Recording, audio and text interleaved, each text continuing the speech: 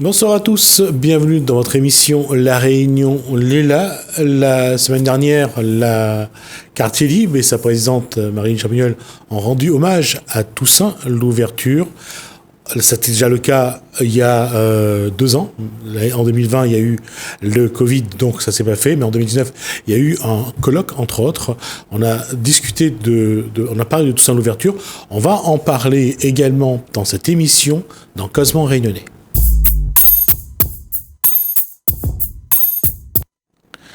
Toussaint Louverture, ce nom ne dit pas quelque chose sans doute à tout le monde. Bonsoir Marilyn Champagnol. Bonsoir Mais Justine. pour Quartier Libre et Marilyn Champagnol, Toussaint Louverture, c'est un personnage. Oui, c'est un personnage, effectivement. Donc, on a pu. Donc, il y a beaucoup d'ouvrages qui sont écrits sur ce personnage qui est malgré tout méconnu de la Révolution française. Mais il est connu pour avoir été un défenseur des Noirs, pour avoir combattu et mené un combat. Il a vécu au 19e siècle. Il a vécu au XVIIIe siècle. Enfin, il est né au XVIIIe siècle, Ouais. en 1743. Hein. Donc, il est décédé en 1803. Donc, le 7 avril. Le 7 avril. Donc, Allez-y. et en fait, Toussaint Louverture, ce qu'on ne sait pas, c'est que c'est Alors, aussi. il est né au Bénin. Non, Non. il est né à Saint-Domingue. Il est né sur l'habitation de Breda. Donc, il est né, mais c'est son père, en fait, qui a été capturé. Enfin, pour expliquer un petit peu comment il est arrivé dans une situation d'esclave, alors que c'est quelqu'un qui aurait pu être roi. Donc, il vient d'une destinée de royaume de Alada, vu que son père, selon les traditions haïtiennes, en fait, son père de Gayou Guinou, donc qui s'appelait Soso, et qui mourut en 1724. Il laissa 2 fils, en fait. Donc, il y a eu l'un, Yussa, qui s'appelait Yussa, et l'autre, Gayou Guinou, qui est le père de Toussaint Louverture. Donc, ils se sont battus pour la succession. Et Toussaint Louverture, en fait, il est descendant de Gayou Guinou, qui est le frère de Hussard. Et ce fut un puissant roi en Afrique de la nation guerrière des Aradas. Et le père de Toussaint a été aussi, on va dire, le roi de Alada, donc du peuple fon. Donc c'était à l'époque, c'était le royaume, et il tenait ce royaume. Et il aurait été capturé, donc et réduit en esclavage par son frère Hussard, qui, avec son épouse, et qui était mécontent du fait qu'il n'ait pas pu obtenir la succession. Du coup, ils ont fait en sorte que le père de Toussaint soit réduit en esclavage, et eux, ils sont revenus pour rayonner sur le royaume en quelque sorte. À quel âge a été réduit en esclavage? Il a été réduit en esclavage. Tu veux parler de Toussaint Louverture? Toussaint Louverture, lui, il est né à l'habitation de Breda, donc sur une plantation sucrière proche du Cap Français. C'est la grande ville du nord de la colonie, et son lieu de naissance lui vaut d'être appelé Toussaint à Breda, parce qu'en fait, il est né à Breda. Et en fait, il bénéficie la protection du gérant de la plantation qui s'appelle Bayon de Liberta, ce qui lui permet de ne jamais travailler dans les champs. Donc, il a une position assez particulière, vu que il s'occupe des bêtes, il devient cocher à 33 ans. Donc, en 1771, il obtient d'être affranchi. Enfin, il attend, mais d'après les ouvrages, il semblerait qu'il aurait été affranchi par le comte de Noé. Et dans certains autres ouvrages, on dit que c'est justement Bayon de Liberta qui l'aurait affranchi. Donc, ils sont un peu partagés lorsqu'on lit les ouvrages.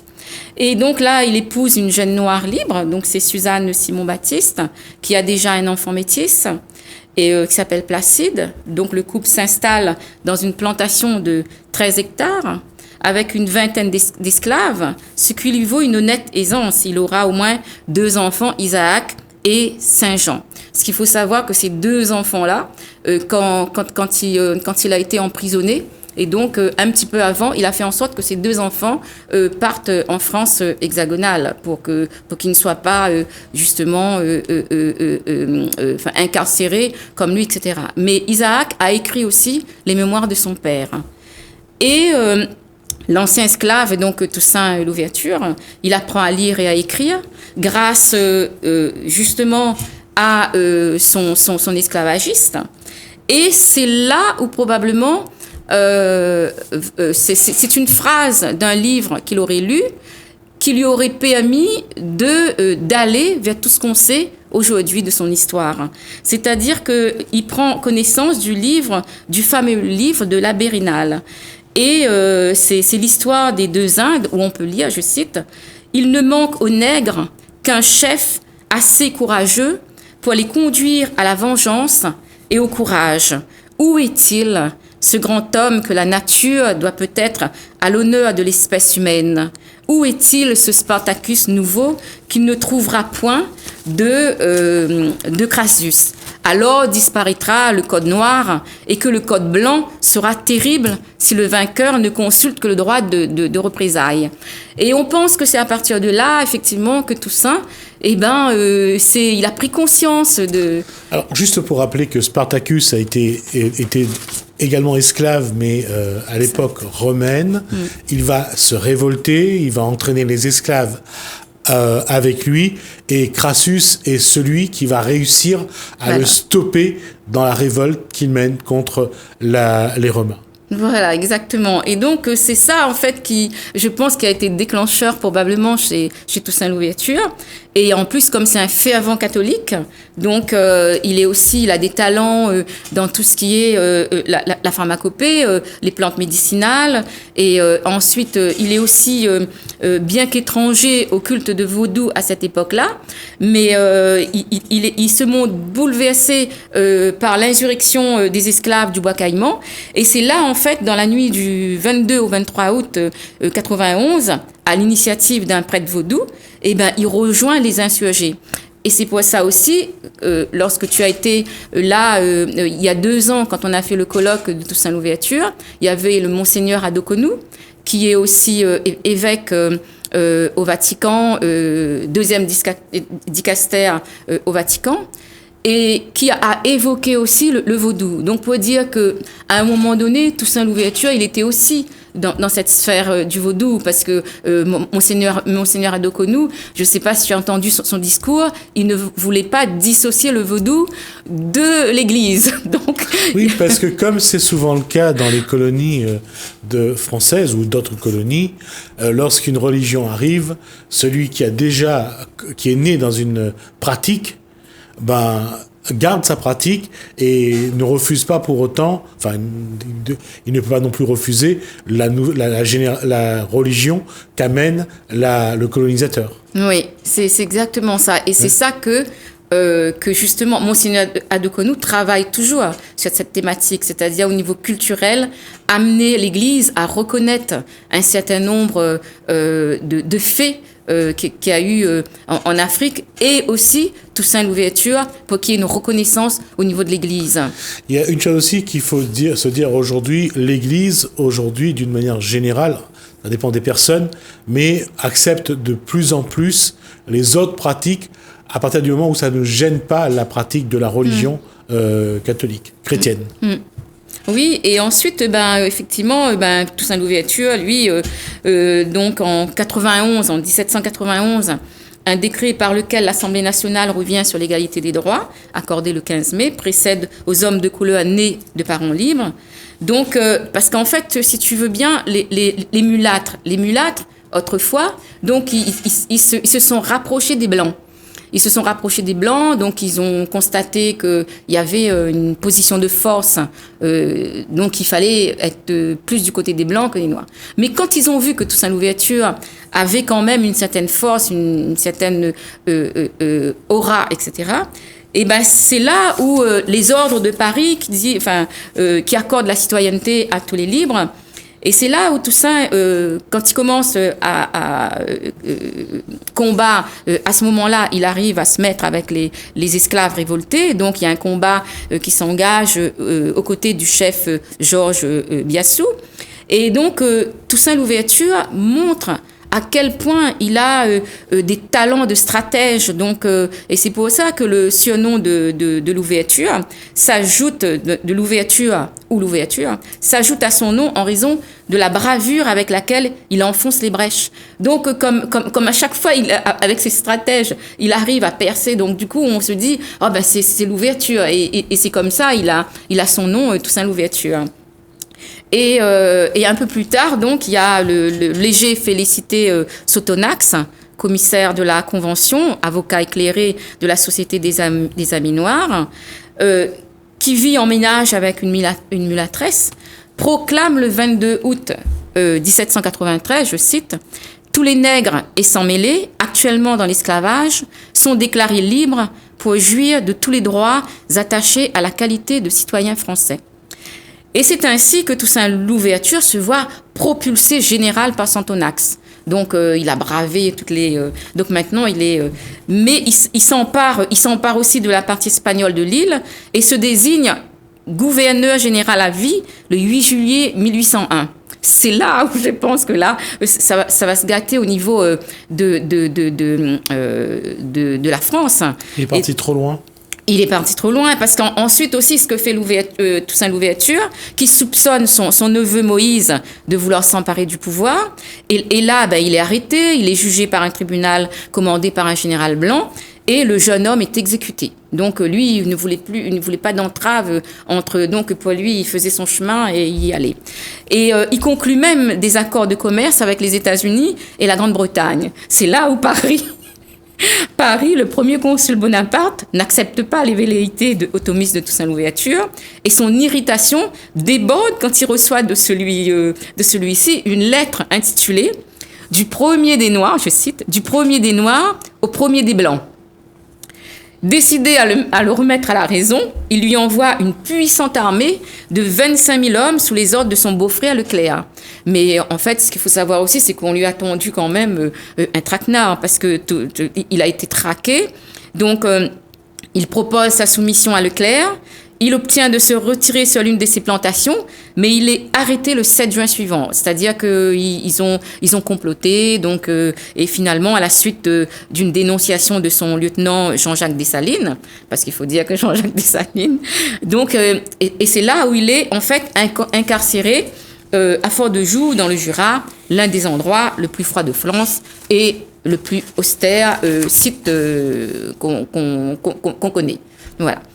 Et le prisonnier, bien sûr, il est séparé de sa famille et simplement accompagné de son vieux domestique, Mars Plaisir, lequel finira sa vie à Haïti après, parce qu'en fait, après, on va voir que Toussaint Louverture, il est interrogé par le général Auguste Caffarelli sur son rôle à Saint-Domingue, également sur un hypothétique trésor.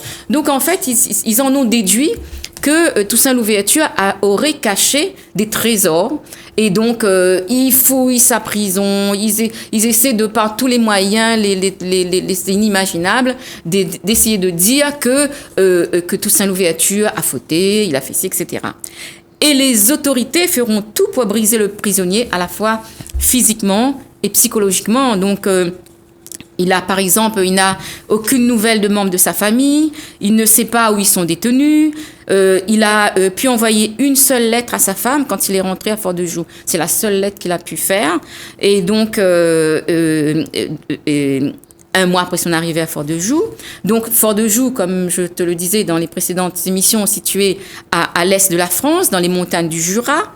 Donc, endroit austère, climat glacial et son éloignement de la mer, comme le disait Nelson. Donc, là, il y avait plus Nelson Boyer, l'artiste. Donc, on ne lui autorisait ni lecture, ni visiteur. Il était rationné. Et son seul véritable compagnon, Mars Plaisir, est forcé de quitter Fort-de-Joux et renvoyé à Nantes. Donc là, il se trouve complètement isolé dans cette prison. Donc, et Bonaparte trouvait qu'il qui n'était pas assez coopératif. Donc les nouvelles instructions arrivent et on lui retire tout, hein. Effet personnel, sa montre, ses éperons, son chapeau, même son rasoir. Et son uniforme est confisqué, bien évidemment. Et même on demande de ne plus l'appeler Toussaint. Donc il n'est plus rien, quoi. Il n'a plus de nom, il n'est plus rien. Donc il est voilà. Et en fait, quand bien même, il refuse de se plier. Il subit des traitements dégradants selon le témoignage recueilli auprès de l'un de ses gardiens. Donc et début octobre 1802, il se dit qu'il va faire un ultime courrier adressé à Bonaparte pour lui dire, au nom de Dieu, au nom de l'humanité, qu'il a toujours servi la France avec fidélité, probité, zèle et courage, travaillant pour l'honneur et la gloire de la nation. Donc il s'est dit, il va essayer donc attendrir un peu le cœur de Bonaparte. Et il dit à Bonaparte, je réclame auprès de vous ma liberté. Et ça, ce sont ses mots à lui. Et il ne reçoit aucune réponse. Les autorités de la prison multiplient les vexations. Sa santé se dégrade, rapidement il maigrit, il souffre d'une toux chronique. Et à ce moment-là, dans un autre ouvrage, donc ils font venir, mais vraiment à la fin, hein, donc ils font venir un médecin parce qu'en fait, il n'a jamais reçu de soins depuis qu'il est en prison. C'est vraiment à la fin, quand il voit qu'il est complètement diminué. Et c'est le 7 avril 1803, le gouverneur du fort le retrouve mort, recroquevillé devant la cheminée. Victime du froid et du dénouement, il ne tarde pas à tomber malade et mourir. Donc il meurt dans ces conditions atroces. Et c'est pour ça, quand tu as assisté à la conférence, il y avait quelqu'un qui disait, il est mort de sa belle mort. Et donc évidemment, l'attaché culturel de l'ambassade d'Haïti et l'historien haïtien n'a pas pu laisser dire une telle chose. Donc ils sont tous, aussi bien Prosper qui disait, Prosperev qui disait, comment voulez-vous qu'un homme qu'on retrouve mort, blotti auprès d'une cheminée, est mort de sa belle mort? C'est impossible. Donc, effectivement, les journaux avaient repris qu'il y avait eu un incident diplomatique avec la chargée culturelle qui représentait l'ambassade d'Haïti en France, etc. Donc, il y a eu tout ça. Et c'est vrai qu'il est mort dans des conditions déplorables. Et en fait, il aura tout fait. Hein. Donc, il y a le livre. Il y a des livres où effectivement.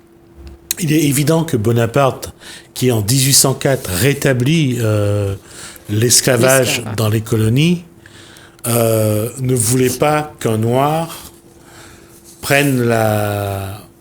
soit devenu un symbole pour les esclaves. Oui. Donc Napoléon Bonaparte a agi, je dirais, de manière presque logique parce que je crois que c'est 4 ans avant ou 8 ans avant, c'est lui qui abolit l'esclavage. Oui. Et ensuite il revient il rétablit l'esclavage en 1804. Oui. Voilà. Ça c'est ce qu'il fait. Entre-temps, je crois qu'il a essayé d'aller s'enrichir du côté d'Amérique du Nord et je ne crois pas que ça ait marché. Oui. Donc Bonaparte a essayé de maintenir l'esclavage, pour pouvoir enrichir les personnes qui étaient autour de lui, oui. les chefs d'entreprise qui étaient autour de lui. Donc c'est pour ça on voit que casser Toussaint Louverture, c'était surtout de ne pas entretenir le symbole, comme l'est devenu finalement Toussaint Louverture au Victor Schœlcher, de ne pas faire d'un noir un héros.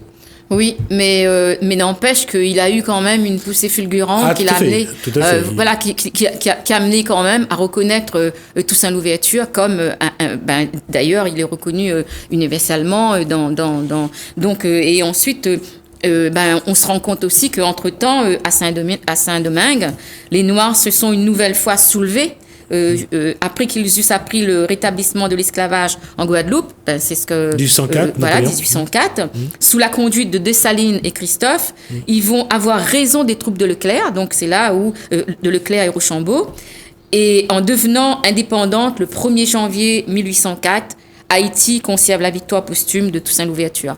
Donc en fait, c'est vrai que souvent les gens disent c'est Dessalines qui a obtenu l'indépendance, mais il y a eu tout le travail précédent qu'a fait Toussaint Louverture qui a permis tout ça, qui a permis l'indépendance. Il y a aussi ce qu'il a résisté à ce que Napoléon voulait faire de lui, c'est le casser, en faire une loque. Là, il a joué un rôle vraiment exceptionnel. Il a préféré mourir dans la dignité et le respect de son peuple plutôt que de baisser la tête à nouveau devant un blanc qui plus est était venu coloniser son pays. Oui, complètement. Et ensuite, je voulais aussi aborder, c'est vrai que souvent on dit que les relations esclaves et maîtres sont des relations plutôt tendues, difficiles, donc de domination. Bien sûr qu'il y a la problématique de la domination, mais je voudrais quand même dire qu'il y a dans un des livres, donc c'est dans un des livres de Jean-Louis Donadieu. Dans un des livres de Jean-Louis Donadieu, Un grand seigneur et ses esclaves. Donc, c'est des éléments, c'est des documents qui ont été retrouvés dans un château où a vécu le comte de Noé. Et là-dedans, en fait, on a retrouvé un certain nombre d'éléments. Donc, à Londres, le 6 avril 1799, un vieil homme de 70 ans à l'allure aristocratique se morfond loin des siens restés en France en pleine révolution. Donc, il ne voit pas d'issue à son histoire parce qu'il est en situation d'immigré. Ses économies font comme neige au soleil. Et il n'a quasiment plus de revenus. Il est sans revenus. Et donc, lui qui a toujours mené grand train, donc le voilà menacé d'indigence.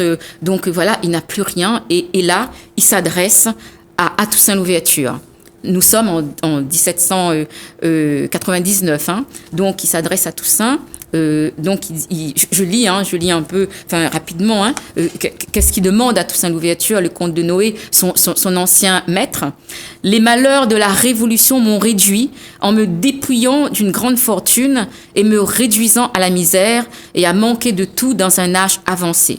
Sans cette affreuse révolution, mon intention était d'aller avec mes enfants finir mes jours paisiblement sur mes habitations, où ma plus grande jouissance aurait été de rendre heureux tous ceux qui dépendaient de moi. Comme vous savez bien que moi et mes enfants, nous l'avons fait pendant notre séjour dans la colonie, mais hélas, je crains bien que ce plan ne puisse jamais s'exécuter. Cependant, il pourrait encore avoir lieu si, comme j'aime à me le persuader, vous voulez employer votre pouvoir et vos moyens au rétablissement de mes habitations et de celles de mes parents que vous avez connus et me faire passer dans ce pays ici où je réside actuellement des secours qui sont nécessaires et à la conservation de ma vie et de celle de mes enfants.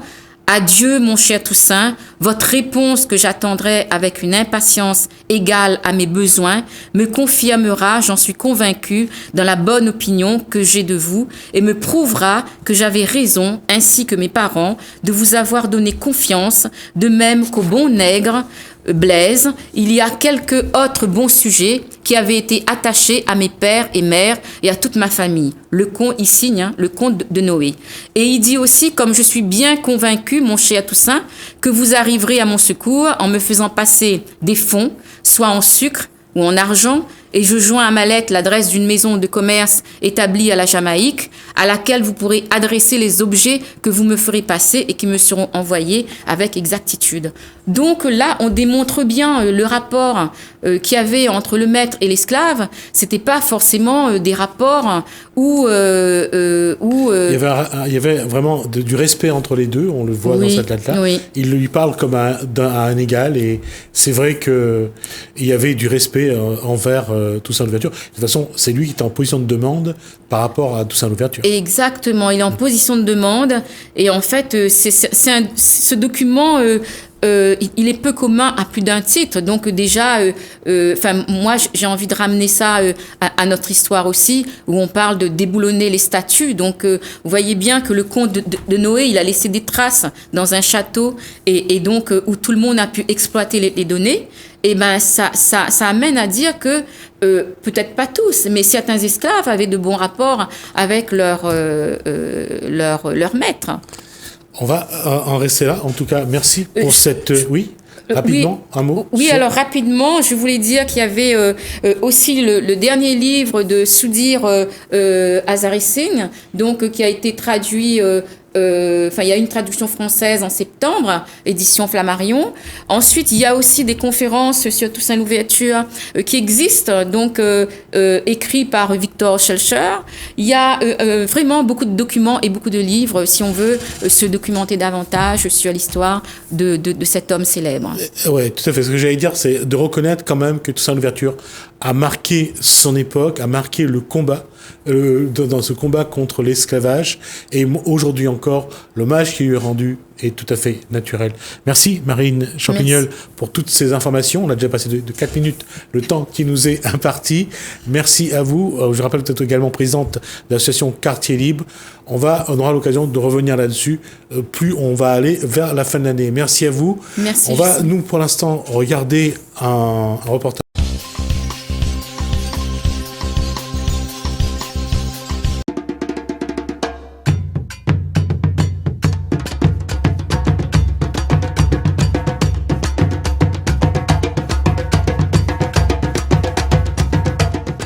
Run, c'est d'abord une pensée pour Sud Alfuma. Absolument, c'est une pensée pour Sud Alfuma puisqu'il était plus qu'un historien. Il gardait donc à l'occasion de cette date-là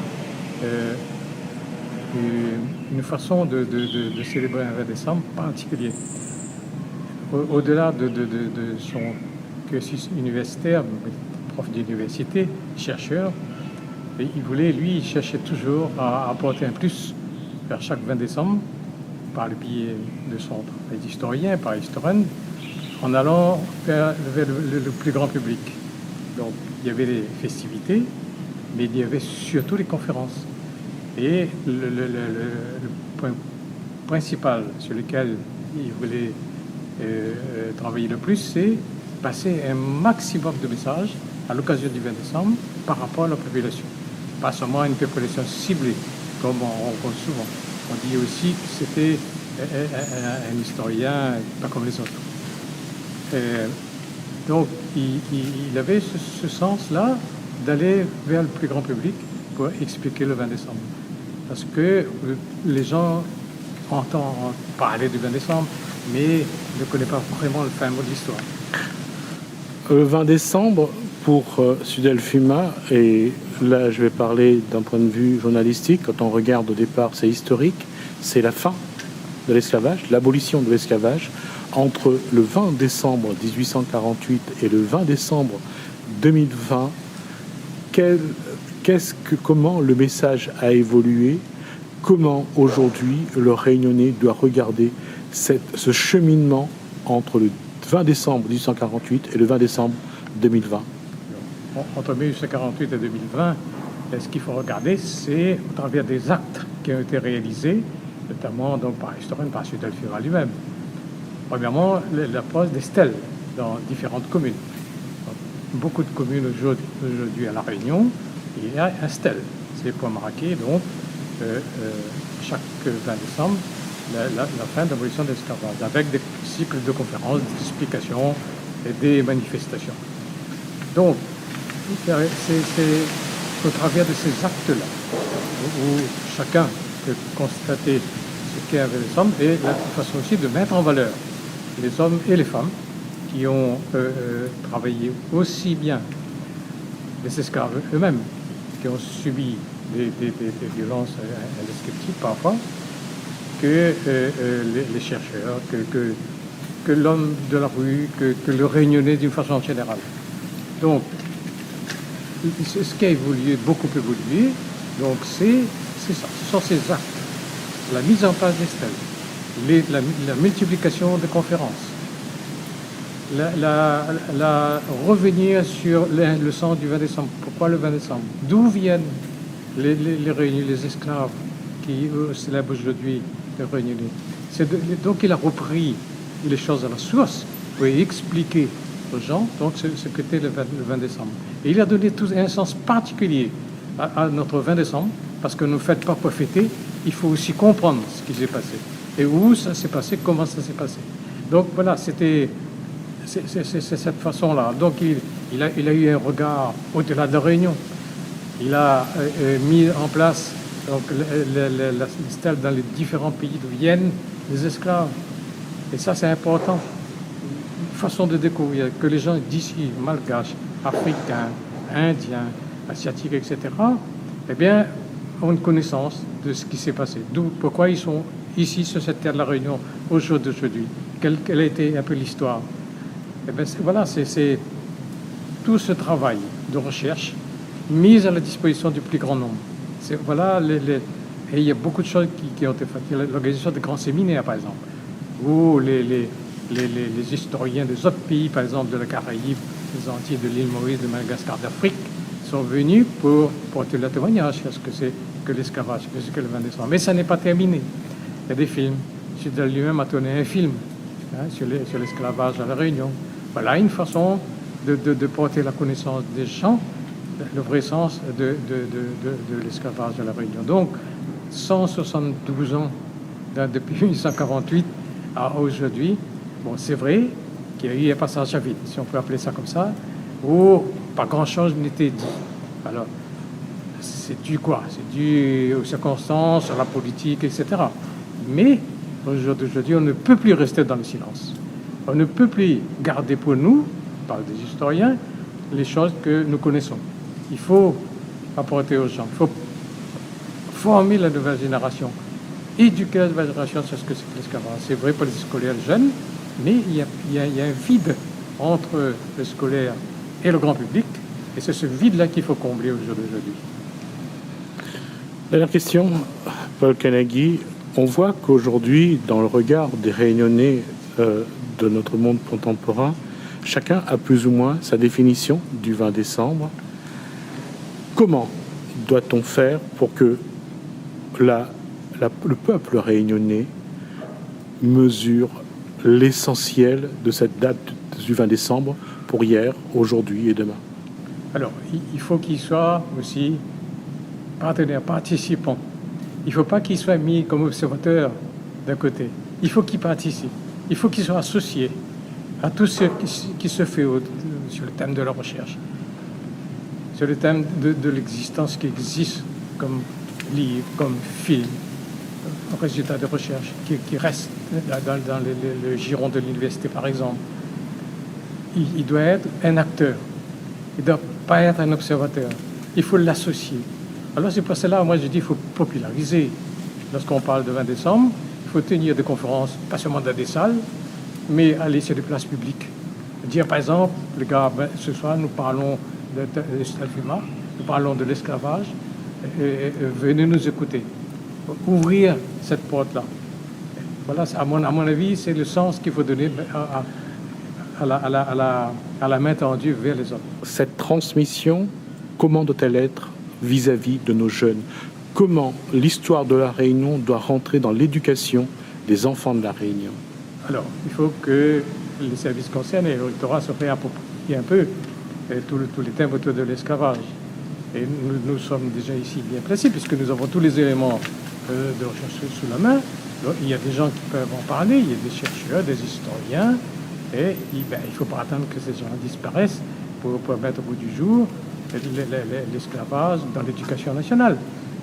Oui, le ministre d'ailleurs, il est très favorable de l'éducation à ce que l'esclavage soit beaucoup plus enseigné dans tous les milieux, sans exception. Et bien, c'est là-dessus qu'il faut porter les efforts, donner la possibilité, inviter les historiens à faire des rencontres avec les élèves, les étudiants, etc. Et comme cela, donc, c'est plus un précaré des chercheurs des universitaires, mais aussi pour tout le monde.